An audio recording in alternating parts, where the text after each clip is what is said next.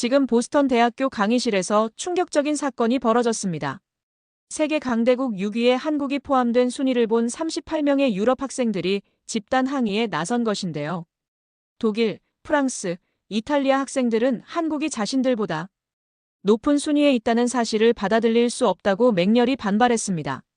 하지만 충격적인 사실은 첫 연자원 0.01%, 마셜 플랜 대비 26, 배 적은 지원, 48시간 만에 국가 시스템을 전환하는 놀라운 능력이 공개되면서 강의실이 완전한 침묵에 빠졌다는 것인데요.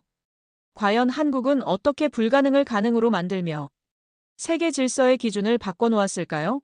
출발점을 무시한 채 결과만 보던 학생들이 받게 될 충격적 깨달음은 무엇일까요?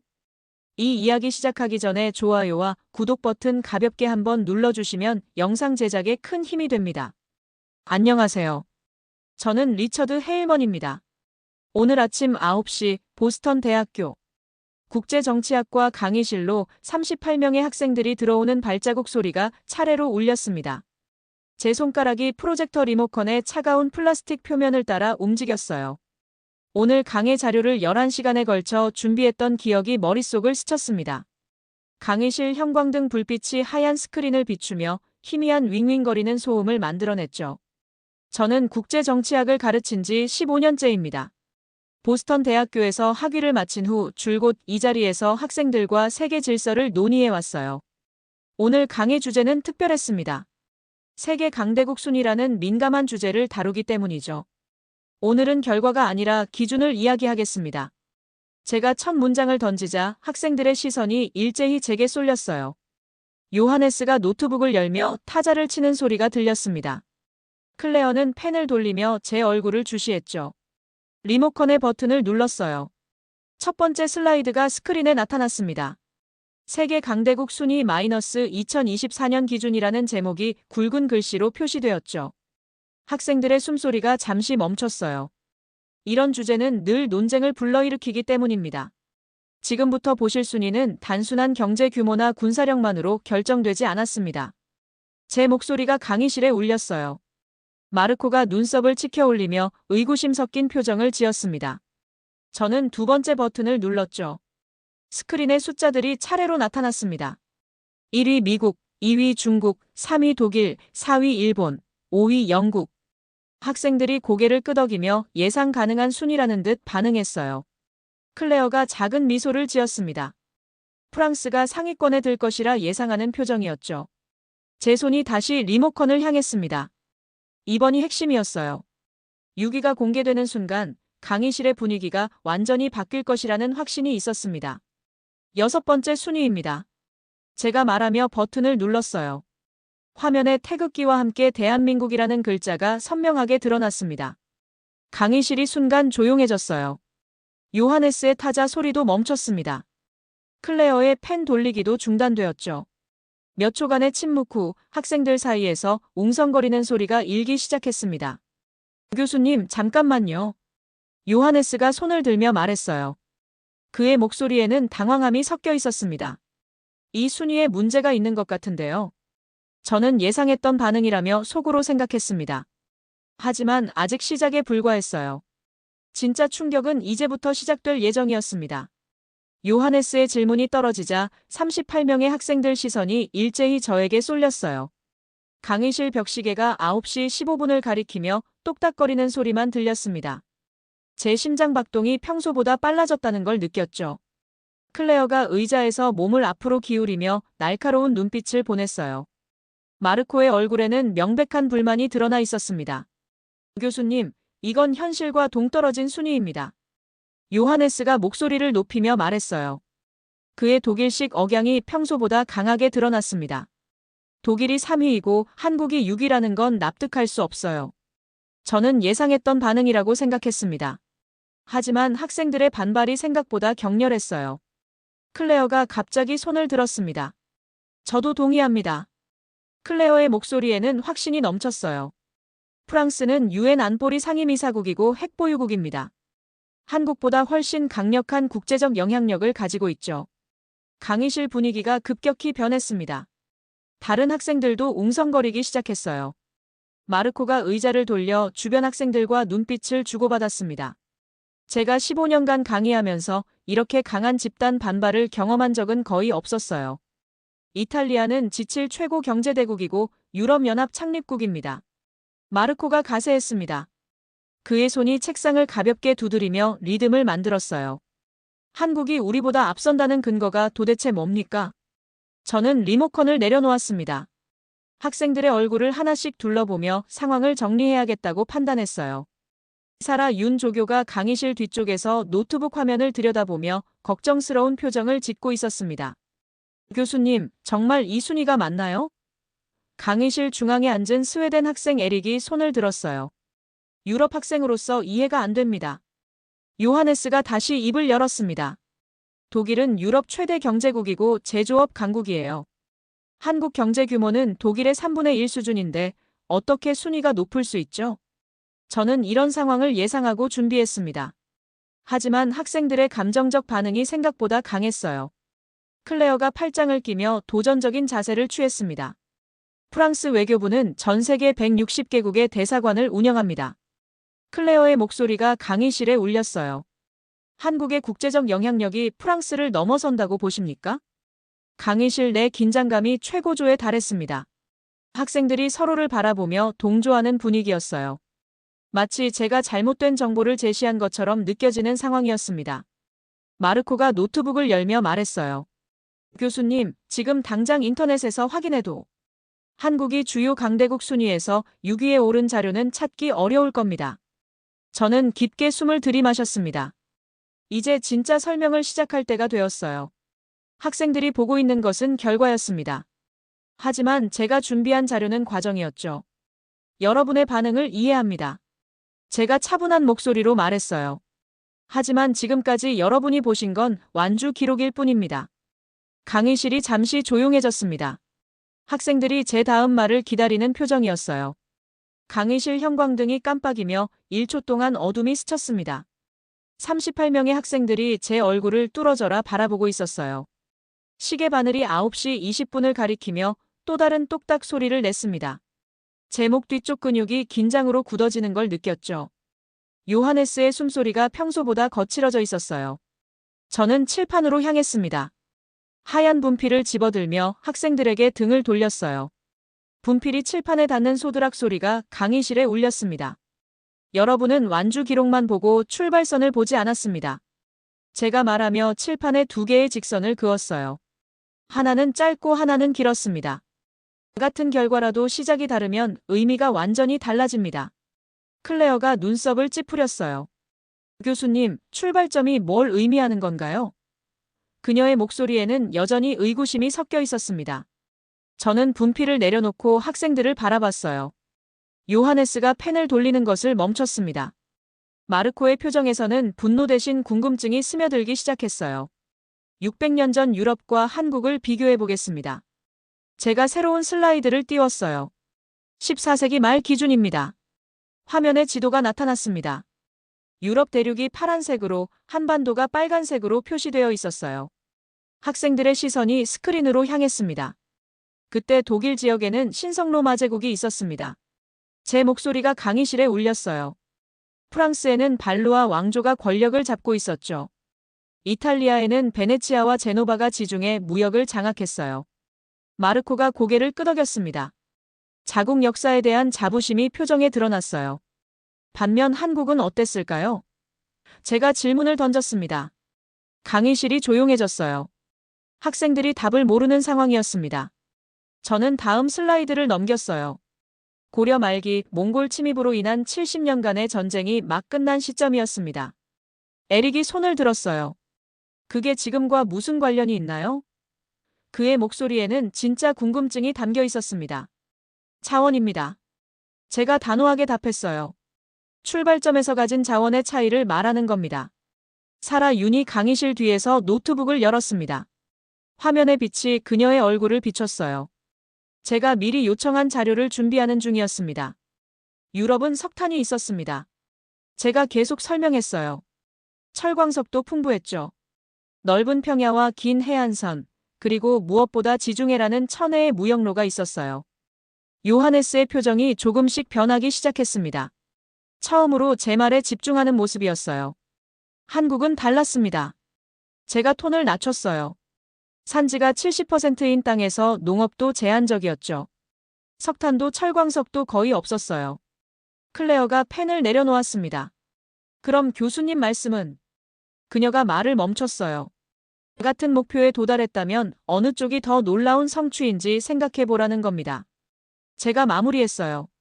강의실에 정적이 흘렀습니다. 사라 윤이 강의실 뒤에서 노트북 키보드를 두드리는 소리가 12번 울렸습니다. 9시 25분, 제 손목 시계의 초침이 정확히 12시 방향을 가리켰어요. 형광등 불빛 아래서 학생들의 얼굴이 희끄무레하게 드러났습니다. 요하네스가 의자에 등을 기대며 깊은 한숨을 내쉬었죠. 클레어의 손가락이 펜을 꽉 쥐고 있었어요. 지금부터 숫자로 이야기하겠습니다. 제가 리모컨을 들어올렸어요. 사라 윤이 준비한 자료가 제 컴퓨터로 전송되었다는 신호음이 들렸습니다. 새로운 슬라이드가 화면에 나타났어요. 한국의 첫 연자원 보유율이라는 제목 아래 충격적인 숫자가 떠올랐습니다. 0.01%. 학생들이 화면을 바라보며 눈을 깜빡였어요. 첫 연자원 보유율 0.01%입니다. 제가 또렷하게 발음했어요. 마르코의 입이 살짝 벌어졌습니다. 전 세계 첫 연자원 중 한국이 차지하는 비중이 이 정도라는 뜻입니다. 클레어가 펜을 책상에 내려놓았어요. 잠깐, 그게 정말 맞나요? 그녀의 목소리에 당황함이 섞여 있었습니다. 저는 다음 슬라이드를 넘겼습니다. 더 구체적인 수치들이 나타났어요. 에너지 해외 의존도 97%, 철광석 수입 의존도 98.5%, 구리 수입 의존도 99.2%. 강의실이 조용해졌어요. 학생들의 숨소리만 들릴 정도였습니다.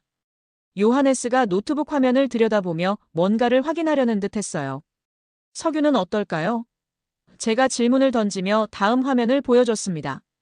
국내 생산량 0%. 전량 수입입니다. 에릭이 손으로 이마를 짚었어요. 스웨덴은 풍부한 철광석과 목재 자원을 가진 나라였습니다. 그에게는 상상하기 어려운 수치였을 거예요. 이 나라는 공업화할 재료조차 없었습니다. 제가 단호하게 말했어요. 철강을 만들 철광석도 에너지를 얻을 석유도 전력을 생산할 석탄도 없었죠. 마르코가 의자를 앞으로 당겼습니다. 그럼 어떻게 경제 성장을 했다는 거예요? 그의 목소리에는 진짜 궁금증이 담겨 있었어요. 저는 또 다른 슬라이드를 띄웠습니다. 한국 전쟁 피해 규모라는 제목이 나타났어요. 학생들의 시선이 다시 화면에 집중되었습니다.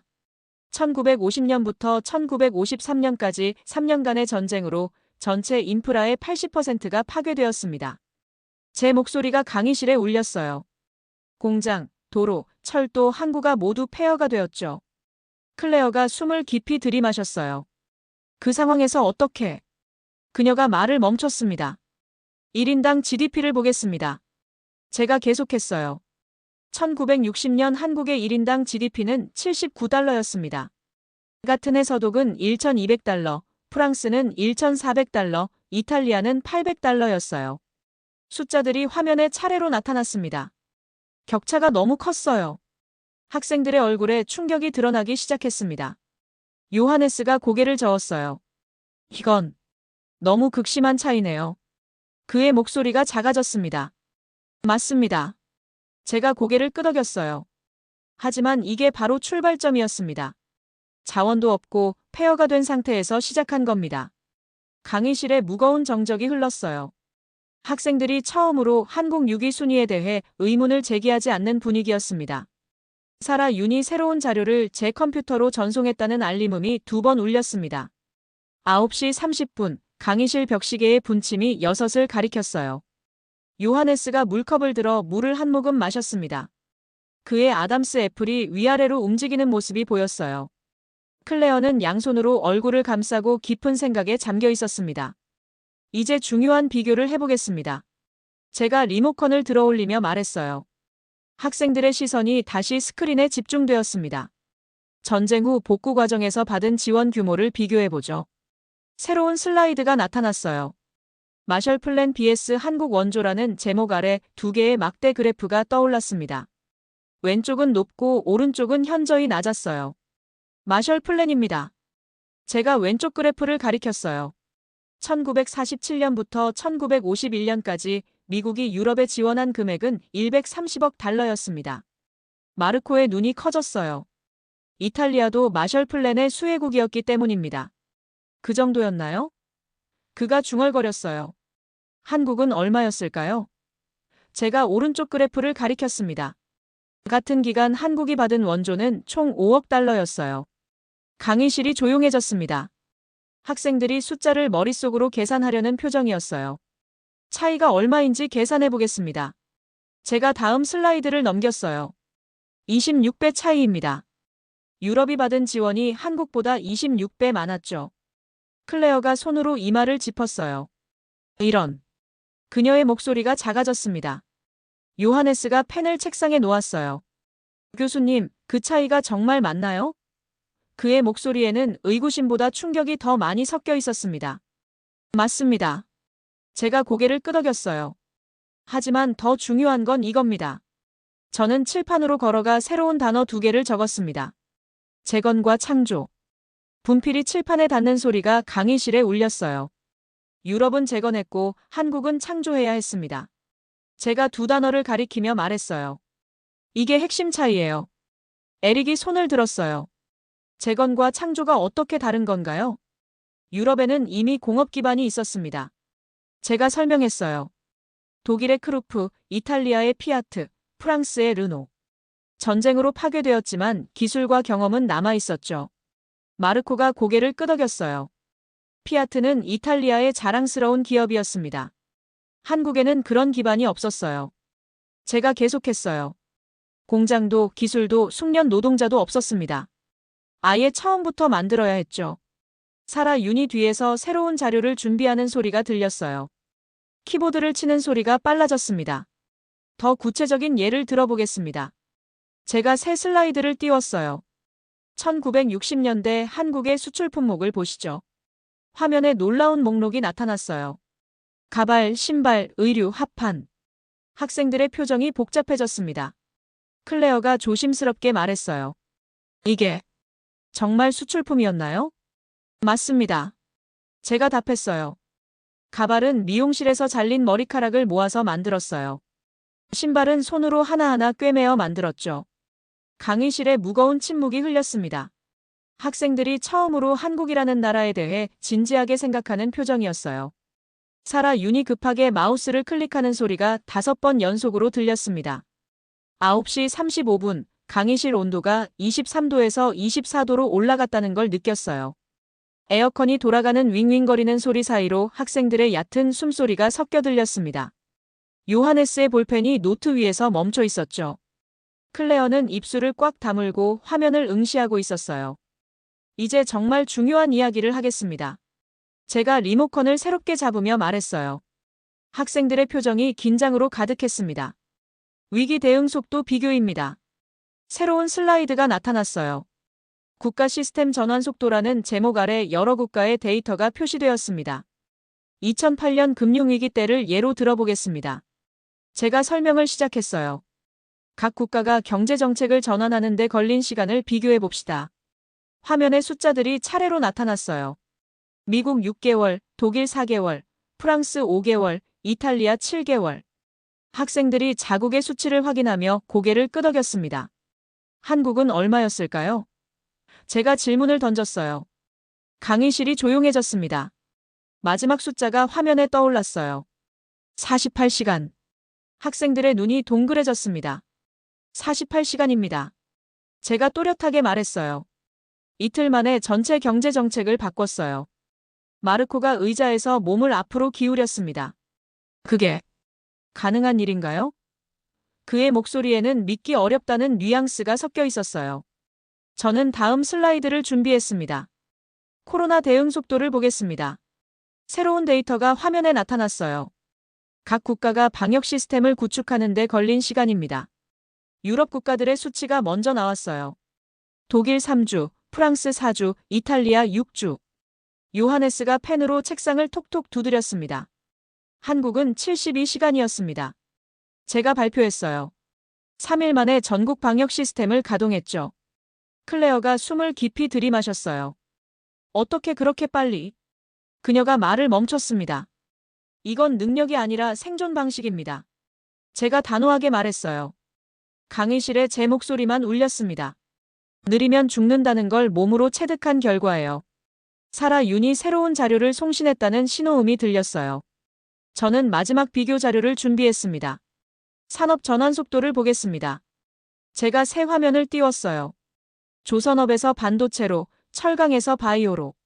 주력 산업을 바꾸는 속도입니다. 놀라운 수치들이 나타났어요. 한국의 산업 전환 주기는 평균 5년이었습니다.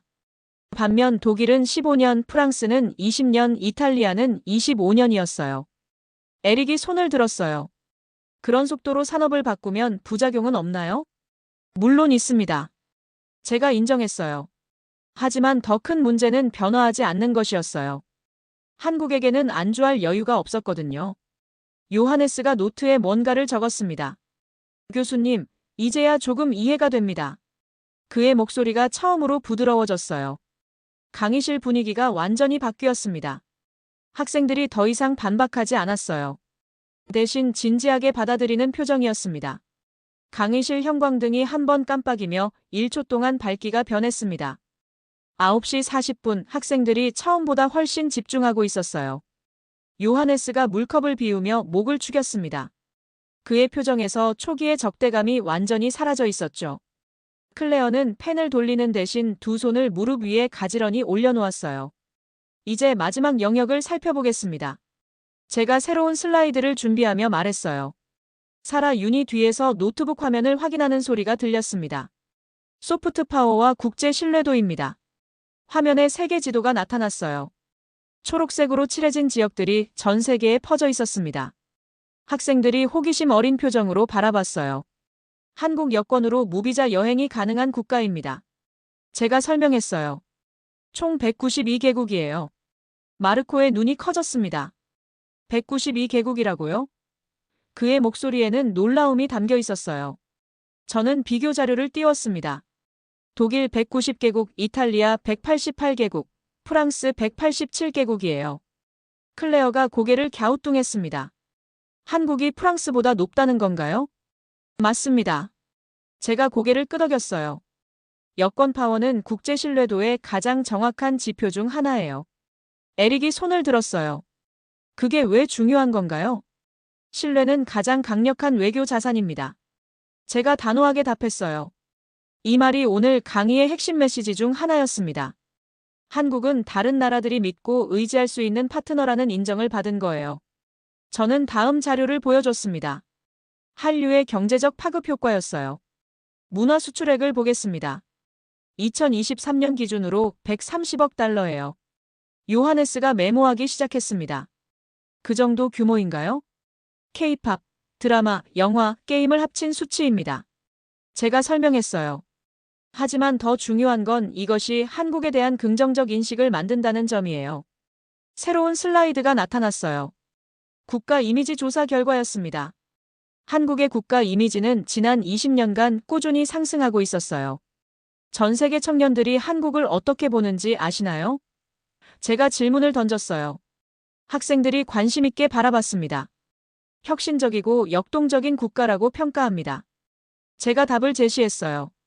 기술력과 문화적 창의성을 인정받고 있어요. 클레어가 조심스럽게 입을 열었어요. 교수님, 정말 놀랍습니다. 이런 측면은 생각해 본 적이 없었어요. 저는 마지막 자료를 준비했습니다. 국제기구 기여도를 보겠습니다. 한국의 유엔 분담금, 개발 원조 규모, 평화유지군 파견 현황이 화면에 나타났어요. 경제 규모 대비 국제사회 기여도가 상당히 높습니다. 제가 설명했어요. 책임감 있는 중견국 역할을 하고 있어요. 마르코가 고개를 끄덕였습니다. 이제 조금씩 그림이 보이네요. 그의 목소리에는 인정하는 뉘앙스가 섞여 있었어요. 한국은 군사력이나 경제력만으로 순위에 오른 게 아닙니다. 제가 정리했어요. 국제사회에서의 신뢰도, 문화적 영향력, 그리고 무엇보다 위기를 기회로 바꾸는 능력으로 인정받은 거예요. 강의실에 잔잔한 정적이 흘렀습니다. 학생들의 얼굴에는 처음으로 존중하는 표정이 드러나 있었어요. 벽시계가 9시 45분을 가리키며 마지막 똑딱 소리를 냈습니다. 강의실 에어컨이 멈추면서 정적이 더욱 깊어졌어요. 38명의 학생들이 숨소리조차 죽이고 앉아 있었습니다. 요하네스의 손이 펜 위에서 완전히 멈춰 있었죠. 클레어는 두 눈을 지그시 감고 깊은 생각에 잠겨 있었어요. 저는 리모컨을 책상 위에 조용히 내려놓았습니다. 마지막 설명을 할 시간이었어요. 사라 윤이 뒤에서 노트북을 닫는 소리가 작게 들렸습니다. 이제 정리하겠습니다. 제가 차분한 목소리로 말했어요. 학생들의 시선이 일제히 제게 향했습니다. 한국은 순위를 바꾼 게 아니라 기준을 바꿨습니다. 강의실에 완전한 침묵이 흘렀어요. 제 말의 의미가 학생들 마음속으로 스며드는 시간이었습니다. 요하네스가 천천히 고개를 들었어요. 교수님. 그의 목소리가 이전과 완전히 달랐습니다. 제가 잘못 생각했네요. 저는 고개를 끄덕였습니다. 처음 반응은 당연했어요. 우리는 모두 결과만 보도록 교육받아왔으니까요. 클레어가 눈을 뜨며 말했어요. 출발점을 고려하면 정말 놀라운 성취네요. 그녀의 목소리에는 진심 어린 감탄이 담겨 있었습니다. 마르코가 펜을 내려놓으며 고백했어요. 저도 인정합니다. 이탈리아가 가진 모든 조건으로 시작했다면 이 정도 결과는 당연했을 거예요. 저는 칠판으로 걸어가 마지막 정리를 시작했습니다. 분필을 들어 기준이라는 단어를 적었어요. 여러분이 오늘 배운 것은 한국에 대한 지식이 아닙니다. 제가 학생들을 바라보며 말했어요. 새로운 평가 기준을 배운 거예요. 에릭이 손을 들었어요. 앞으로는 다른 나라들도 이런 방식으로 평가해야겠네요. 맞습니다. 제가 미소를 지었어요. 모든 나라에는 고유한 출발점과 조건이 있거든요. 같은 잣대로만 측정하면 진실을 놓치게 됩니다. 강의실에 잔잔한 기운이 퍼졌어요. 학생들의 표정에서 처음의 적대감은 완전히 사라져 있었습니다. 대신 깊은 성찰과 새로운 깨달음이 자리하고 있었죠. 요하네스가 노트북을 정리하며 말했어요. 오늘 강의는 평생 기억에 남을 것 같습니다. 클레어도 고개를 끄덕였어요. 한국을 보는 시각이 완전히 바뀌었어요. 저는 마지막 말을 준비했습니다. 오늘 여러분이 배운 건 한국이 강대국 6위라는 사실이 아닙니다. 제가 천천히 말했어요. 불가능을 가능으로 만드는 힘이 무엇인지 배운 거예요. 강의실이 다시 조용해졌습니다. 하지만 이번 침묵은 처음과 달랐어요. 거부가 아닌 수용의 침묵이었습니다. 마르코가 처음으로 진심 어린 질문을 던졌어요. 교수님, 한국에서 직접 공부할 기회가 있을까요? 저는 놀라며 그를 바라봤어요. 그의 눈에는 진짜 호기심과 존경심이 가득했습니다. 물론입니다. 제가 답했어요. 한국은 언제나 배우려는 사람들을 환영하거든요. 학생들이 하나둘씩 고개를 끄덕이기 시작했어요. 조용하지만 확실한 인정의 표시였습니다. 여러분의 가슴을 뜨겁게 만들 이야기로 다음에도 꼭 찾아뵙겠습니다. 감동 추파였습니다.